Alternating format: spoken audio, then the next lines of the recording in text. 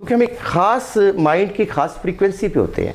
क्योंकि कभी इस पर अभी बात करेंगे कि ये जो हमारे ब्रेन की जो फ्रीक्वेंसीज होती हैं, बीटा, अल्फ़ा, थीटा, डेल्टा, ये 4 फ्रीक्वेंसीज होती हैं हमारे ब्रेन की। तो हमें किस फ्रीक्वेंसी पे दुआ मांगनी चाहिए? अच्छा, हाँ, क्योंकि इस वक्त जैसे आप और मैं बैठे हुए हैं, तो आपकी एक अना है, आप अपने आप को देख रहे हैं, आप अपने लिबास को देख रहे हैं।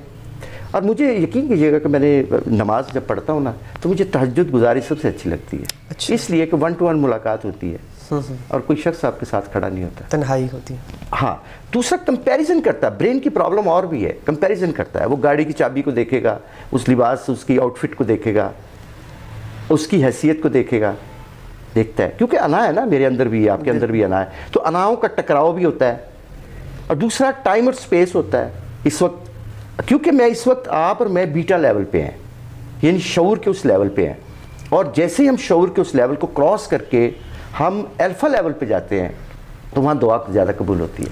अच्छा, वहाँ दुआ ज़्यादा कबूल होती है। हमें कॉन्शियस लेवल पे दुआ नहीं करनी चाहिए, हमें सब कॉन्शियस पे और अनकॉन्शियस पे दुआ करनी चाहिए। सही सही। जो कि हम किसी अल्लाह वाले के पास जब बैठते हैं, तो हम कॉन्शियस लेवल पे नहीं होते, हम सब कॉन्शियस लेवल पे चले जाते हैं। और जैसे सब कॉन्शियस लेवल पे जाते हैं, तो दूसरी बात आपने बड़ी खूबसूरत की, वो ये कि क्या मुझे किसी और से दुआ करवा लेनी चाहिए?